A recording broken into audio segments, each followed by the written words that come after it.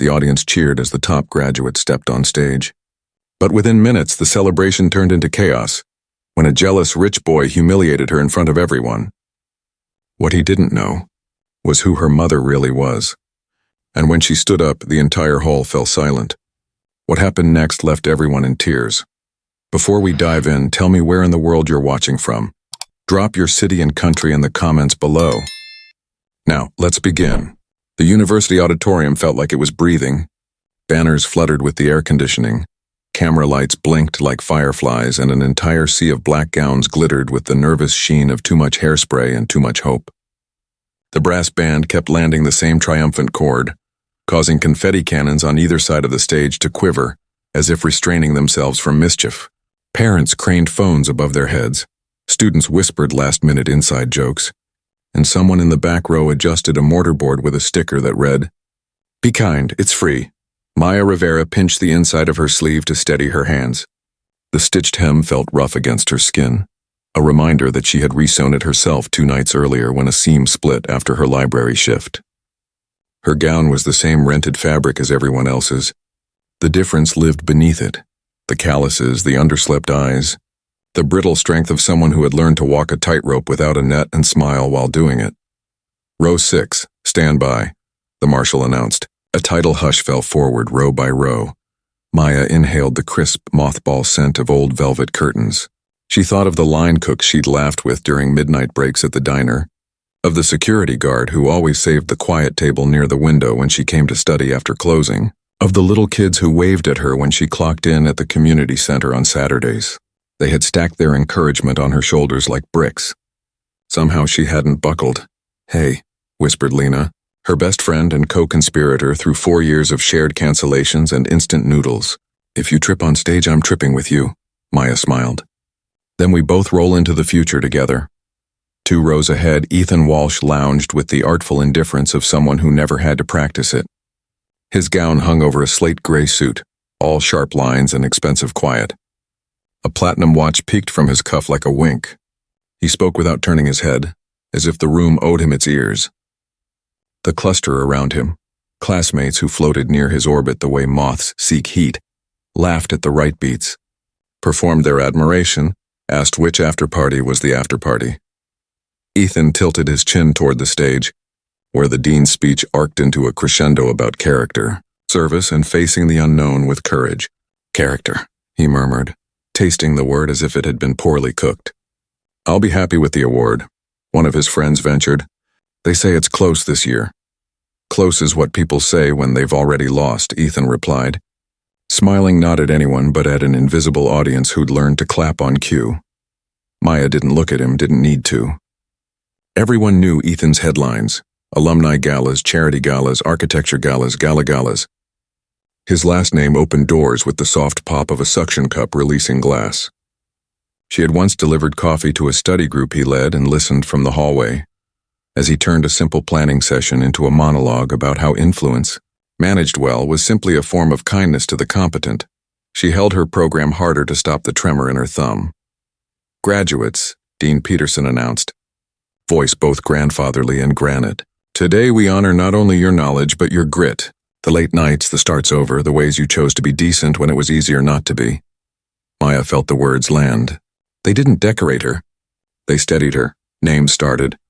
The ceremony moved with the slow dignity of a parade. People clapped until their palms stung. A cap launched, was politely begged back, and returned like a homing pigeon. Somewhere behind Maya, a grandmother sobbed openly and refused tissues because tears, she declared to her family, were scientific evidence of pride. "And now," announced a faculty chair with a voice that could slice cake, the recipient of the Chancellor's Award for Academic Excellence and Community Leadership. A ripple traveled the room, anticipation hopping from pew to pew. Maya Rivera. The auditorium didn't just clap, it exhaled. The cheers came from corners of the room Maya hadn't known she occupied. The band, startled, fumbled into the school anthem and then, realizing the anthem was for the end, stumbled out of it. Confetti cannons twitched, held back by restraint and proper timing. Maya stood because her body did what it had practiced in dreams. For a heartbeat she couldn't see the aisle. Only colors, motion, the blur of people standing, the white streak of lights across her vision. She walked. Don't run, don't float, set your feet down one at a time, and found the stairs as if the stage had reached down to lift her up. Dean Peterson shook her hand with both of his. "Ms. Rivera," he said softly, so only she heard. "Well earned." The metal was cool against her collarbone. The photographer said her name. She turned, smiled, and for half a second her eyes found Lena's.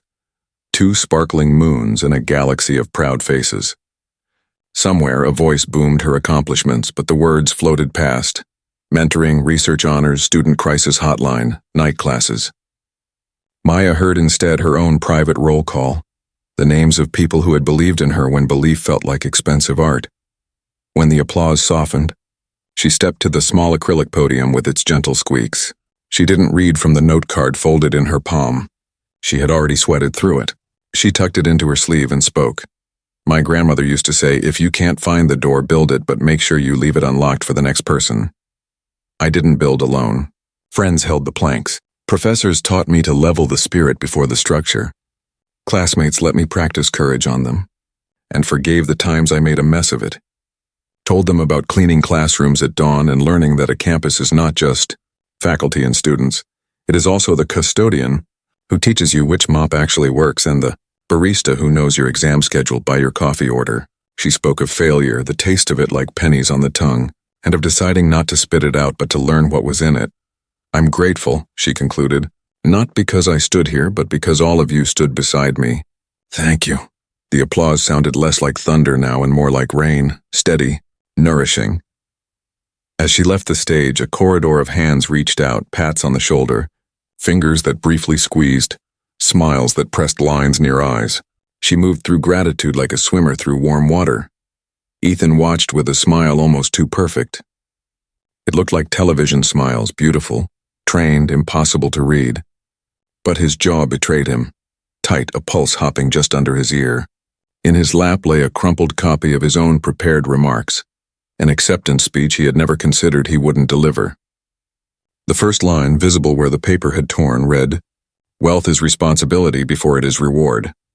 Unbelievable, he said, the word unpeeling itself into 3 neat insults. His friend tried for reasonable. "She's the hotline lead, man. She pulled grades none of us touched and Ethan's smile didn't crack. "They love a narrative. It photographs nicely." A floor marshal signaled the next row to stand.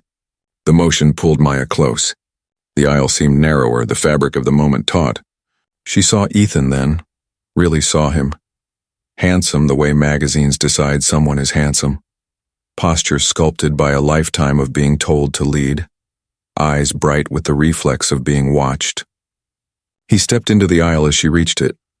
"Congratulations," he said, letting the word cool on his tongue before passing it to her.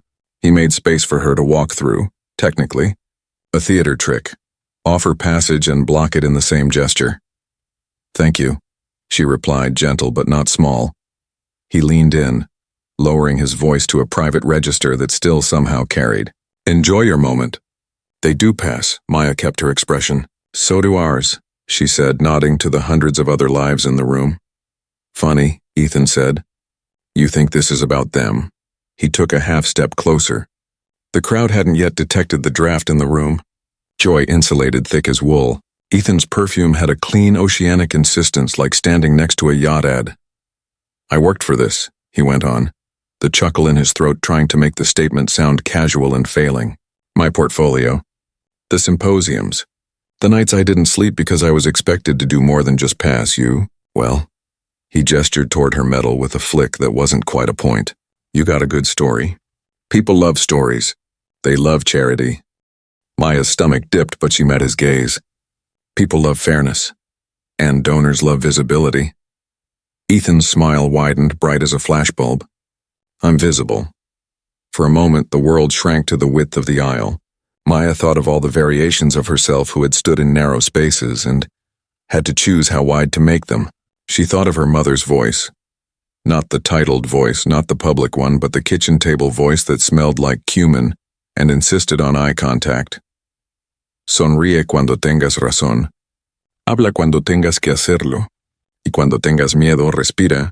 Smile when you're right. Speak when you must. And when you're afraid, breathe." she breathed. Ethan, she said, sadness strolling through her syllables. Your work isn't less because mine exists. His eyes flashed. Briefly, a storm. You think this was merit? You think you didn't get a push? Maya glanced at the medal, the ribbon lying like a river across her gown. Every step I took had witnesses, she answered. Some clapped. Some didn't. But I took them. He laughed then, softly. A sound like crystal pinged with a fingernail. Tell me, Maya, when they're done cheering, will anyone really care? Something in the way he said her name, the soft pat on the head tucked in where the consonants met, made the space colder. Before she could answer, the applause swelled again as another name reached the stage. The sound snapped through the moment like a flag catching wind. A little boy near the aisle slipped out of his seat to give a graduate a high five, and the row erupted in giggles. The spell of hush broke for the audience, but not for the two standing in the aisle. Please return to your seats, a marshal whispered. Torn between ceremony and the instinct to guard, Ethan held his ground, an anchor on polished marble. Maya shifted to step past, deciding that the most powerful reply was motion. She angled her shoulder to fit the narrow gap between him and the chair backs, his hand lifted. Not striking, not dramatic, just decisive, and pressed against her forearm to halt her. The contact was small.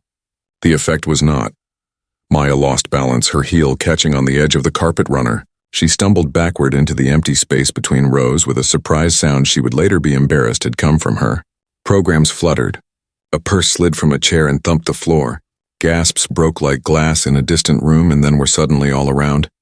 Ethan reached for her a second too late. Dean Peterson half rose. Lena was already moving. A father in the third row swore under his breath. The brass section lifted their instruments instinctively, as if music could knit what words had torn. Maya steadied herself, palms stinging where they'd met the floor, metal clinking like a bell as it swung and settled against her heart. Silence pooled, wide and bright and terrible. Somewhere in the faculty section, a chair scraped back with deliberate calm. Heels clicked, measured, unwavering toward the aisle. But the owner of those steps and the truth she carried belonged to a later moment. For now, all anyone could see was the girl who had stood on a stage with grace, and the boy who had never learned that grace was a kind of strength. Maya rose, chin lifting by a single determined degree. Ethan's mouth opened, but the sentence he was reaching for had no words that would serve him anymore. The ceremony, once a river, hung suspended mid-current, waiting to discover what kind of people they were and what kind they wanted to be when the music stopped. The sound of Maya's medal still rang faintly in the air when the silence settled, thick and uneasy. The cheer that had filled the hall moments ago had evaporated, leaving behind an awkward stillness like the moment before thunder. Dozens of phones hovered mid-air, cameras still recording, not yet sure whether to stop. Parents leaned forward, whispering, "What happened?" Professors exchanged glances that spoke volumes. "This is bad. This is very bad." Maya stood, brushing invisible dust from her gown, her pulse drumming like a war beat in her ears. Her eyes, bright, trembling, and yet unbroken, met Ethan's for a fleeting moment. His expression flickered between surprise, guilt, and denial. He hadn't meant to push that hard. Or maybe he had. Even he wasn't sure anymore. Ethan Walsh. Dean Peterson's voice cracked like a gavel. The hall exhaled as one. Every pair of eyes turned to Ethan, who suddenly looked smaller under the stage lights. She was in my way," Ethan blurted, his words tumbling out sharp and clumsy. "I didn't push her, she just—" He gestured vaguely as if trying to sculpt an excuse out of the air. "She slipped, that's all. It's not a big deal." The dean's brow furrowed. "Not a big deal?" A murmur rippled through the audience. Lena rushed to Maya's side, helping her steady herself, whispering, "Don't let him see you cry." But Maya wasn't crying. Her eyes burned, yes, but not from tears. From restraint. She looked at Ethan, her voice low, steady. "You humiliated yourself, not me." Her words floated into the silence like a spark landing in dry grass. The tension shifted, subtle but unmistakable. Students in the front rows nodded slightly, others whispering behind their hands. Ethan's ears turned scarlet. "You think you're some kind of saint?" he snapped. "You think everyone's buying your little underdog story, please. You're the face of a program this school uses to look generous. You don't belong up there. You're a—" Enough! The word didn't come from the dean, it came from the audience, steady, calm, and powerful. A woman's voice, smooth as silk yet sharp enough to cut through noise. All heads turned. In the front section, a woman stood slowly, adjusting her blazer with deliberate grace. Her heels clicked against the marble floor like a countdown. The security guard at the side instinctively stepped back, sensing authority before a word was spoken. Lila Rivera. Maya's heart stopped. "Mom?" she whispered, almost inaudible. Ethan blinked, confusion flickering across his face. "Who's she?" Lila walked down the aisle with the composure of someone who'd spent years commanding boardrooms, her eyes locked on Ethan the entire way. She didn't rush, didn't raise her voice, didn't need to. Power didn't shout. It arrived. When she reached the center aisle, she turned slightly, her voice calm but cold enough to frost glass. "You just laid your hands on my daughter." Gasps exploded through the auditorium. The word daughter echoed through rows like a shock wave. Dean Peterson straightened. "Mrs. Rivera." Lila lifted a hand gently, signaling for him to let her speak. "Ms. Rivera," she corrected, her gaze never leaving Ethan. "And yes, Dean, I believe an explanation is in order." The whispers became a storm. "Her daughter? Wait, Maya's mom? Isn't that the CEO of—" Ethan swallowed hard, his mouth suddenly dry. "CEO?" Lila took a step closer, and for the first time Ethan noticed her university badge gleaming faintly under the lights, engraved with the emblem of the university corporate office. The logo that appeared at the bottom of every scholarship letter, every donation, every student funding approval. "I don't believe we've met," she said, her tone precise, surgical. "I'm Lila Rivera, Chief Executive Officer of this university's corporate administration. I oversee every partnership, endowment, and—" Her eyes narrowed slightly. "Scholarship." The color drained from Ethan's face. His voice shrank. "You oversee—" "Yes," she said, tilting her head. "Including the Walsh Foundation Scholarship. The one you've been on for the past 4 years." The silence that followed was no longer awkward. It was electric. Maya's classmates turned toward Ethan, eyes wide. Someone in the audience whispered, "He's on a scholarship?" Another muttered, "No way." Ethan's jaw trembled. It's just a family arrangement. My father—" "Your father," Lila interrupted softly, "donated funds under the impression that privilege could purchase permanence. But that's not how this institution works." Ethan looked around wildly, searching for someone, anyone, to defend him. His father sat frozen 3 rows back, face pale, one hand pressed to his forehead. "Mom, please," Maya whispered.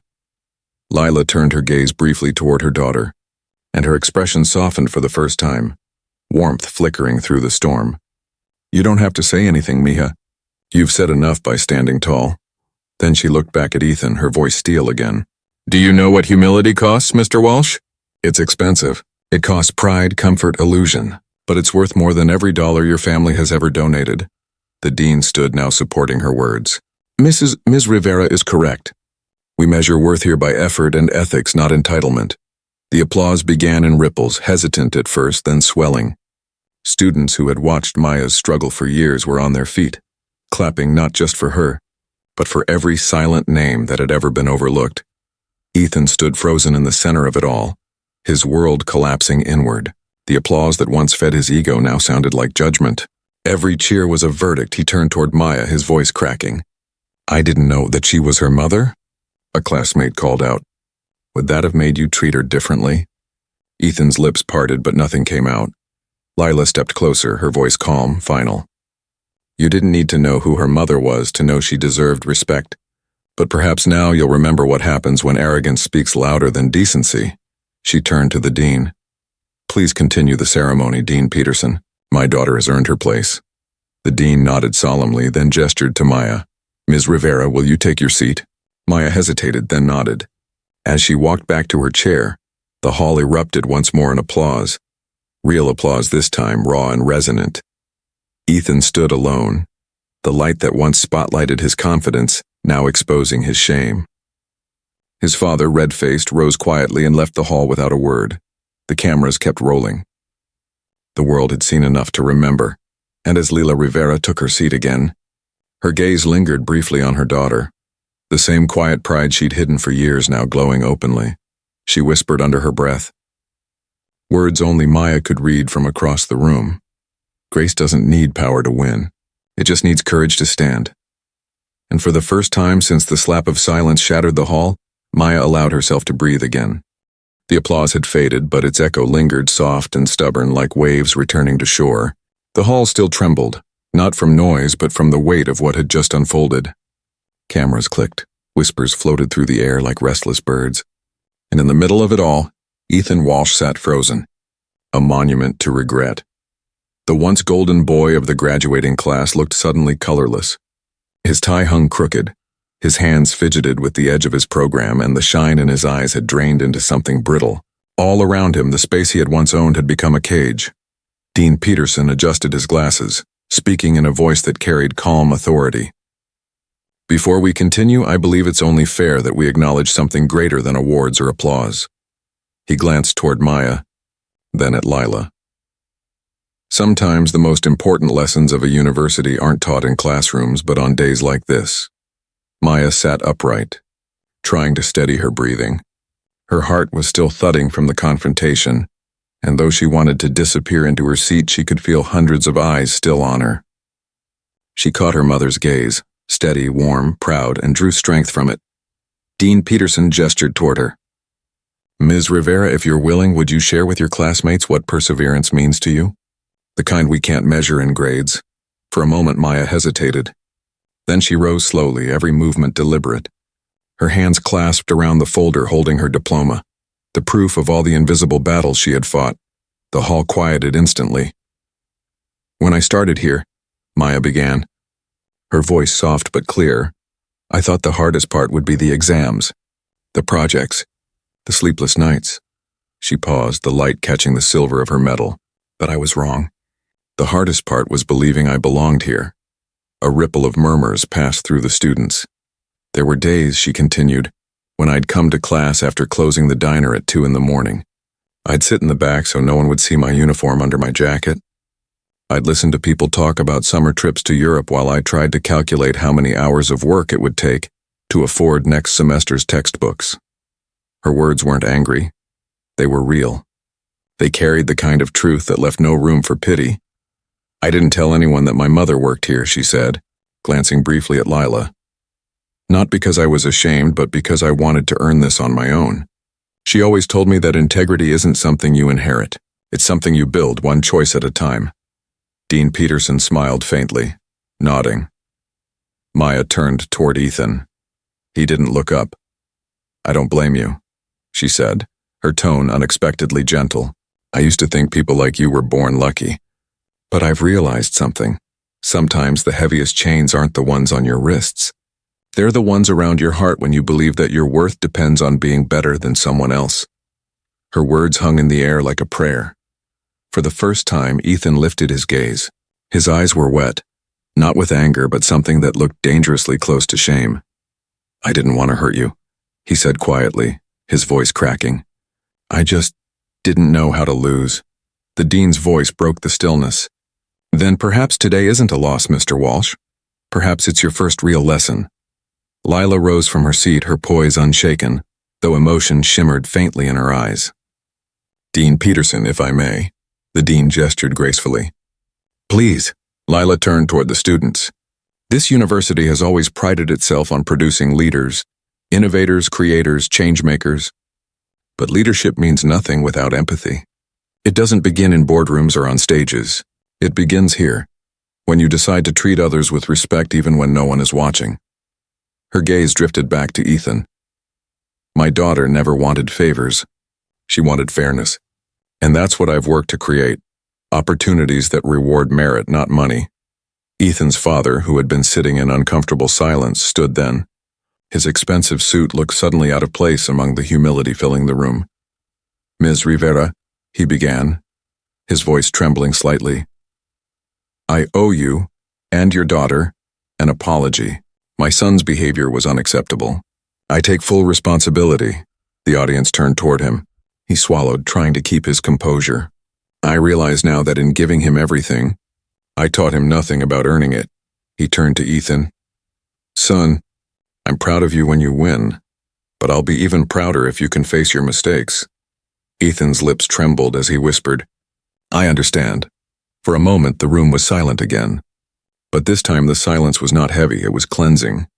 The kind that follows confession. Maya looked at Ethan not as an enemy, but as a mirror of what pride can do when left unchecked. She stepped forward, closing the space between them. "I accept your apology," she said softly, "but I hope you'll remember this moment. Not because of what you lost, but because of what you can still learn." The crowd exhaled collectively. Somewhere in the back, someone began to clap. Hesitant but sincere. It spread quickly, one row, then another, until the entire hall was standing once more. But this applause was different from the first. It wasn't for achievement, it was for truth. Dean Peterson wiped his eyes discreetly, then addressed the audience. "Let this moment remind us why we gather here, to grow, to understand, to leave better than we arrived." As the clapping faded, Ethan turned toward Maya. "You could have humiliated me the way I did you," he said quietly. "Why didn't you?" Maya gave a faint, bittersweet smile. "Because forgiveness is louder than pride." Lila's expression softened with admiration as she mouthed, "That's my girl." When the ceremony resumed, everything felt different. The lights seemed softer, the air lighter, and the applause more human. Ethan sat silently, his arrogance replaced with something unfamiliar but real: humility. Later, as the graduates tossed their caps into the air, Ethan didn't cheer. He looked up instead, watching the black caps turn into tiny specks against the skylight, and thought for the first time in his life what it might mean to build something that money couldn't buy. And across the crowd, Maya and her mother shared a quiet smile. Not a victorious one, but a peaceful one. The kind that comes from knowing you have carried your truth and it carried you back. The sky outside the auditorium had turned the color of bruised gold, that strange hour when sunlight and evening argued gently before deciding who gets to stay. The ceremony was over. Balloons bobbed against the ceiling. Streamers clung to the railings like exhausted dreams. But inside, no one rushed to leave. Something sacred still hung in the air. The quiet after truth has spoken. Maya Rivera stood near the back doors, metal gleaming faintly against her gown, her fingers tracing the ribbon like one traces the edge of a scar, not with pain but with remembrance. Around her, classmates posed for photos, laughter bouncing off marble, yet she couldn't shake the surreal stillness of the moment. The world had just changed, not in thunder or fire, but in revelation. Then she heard it. Hesitant footsteps, slow and heavy. She turned. Ethan Walsh approached. Gone was the polished arrogance, the gleam of effortless charm. His posture had collapsed inward, the swagger replaced by something unfamiliar: sincerity. He looked like a man walking toward the edge of something old and stepping for once into the unknown. "Hey," he said softly. Maya didn't speak. She just nodded. "I've been trying to figure out what to say," Ethan began, "but I realized maybe I should stop trying to sound right and just be honest." He took a breath.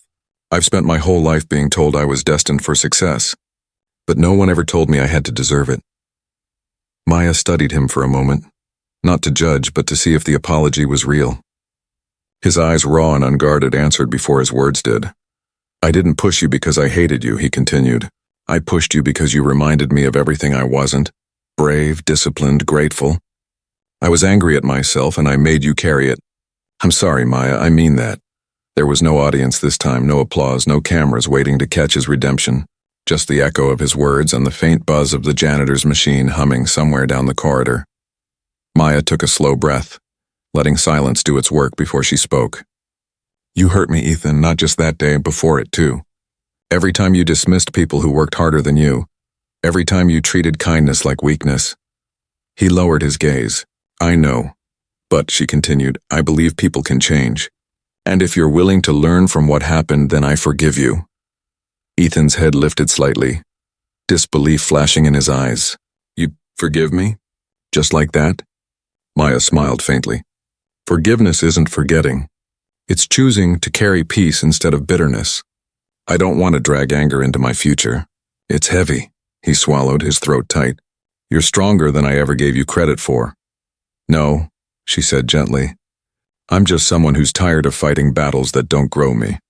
For a long moment, they stood there, two people who had once been divided by ego, now standing on the fragile bridge of humility. Then, from behind, another voice joined them. She's right. Lila Rivera stepped into the hallway, her heels clicking softly against the tile. Her expression carried the calm wisdom of someone who had seen too many storms to fear another. Ethan straightened instinctively, like a child before a teacher. Ms. Rivera, I owe you an apology as well. Lila nodded slowly. You do, but more than that, you owe yourself change. She folded her hands. Do you know what separates success from greatness, Mr. Walsh? He hesitated. Money? He ventured weakly. Her smile was faint but kind. No. Gratitude. He blinked, unsure. Money can open doors, she continued, but gratitude keeps them open. You were handed everything, but you never paused to thank the hands that gave. My daughter, on the other hand, learned gratitude by earning. That's why she stands taller, even when people try to knock her down. Ethan's voice was low. I understand now. I hope you do, Lila said, her tone softening. Because redemption isn't a moment, it's a habit. One you'll need to practice every day. Ethan nodded, a flicker of determination sparking behind the regret. I will. Lila reached out a hand. He hesitated, then shook it, his grip firm but humble. For the first time in his life, he didn't see power in the handshake. He saw grace. As Lila walked away, Ethan turned back to Maya. I don't expect you to trust me right away, he said. But maybe one day you'll see me trying. I hope I do, Maya replied, her voice sincere. Good luck, Ethan. He smiled, and small, uncertain, but genuine. Then he walked out into the golden light spilling through the doors, leaving behind the boy he had been. A year later.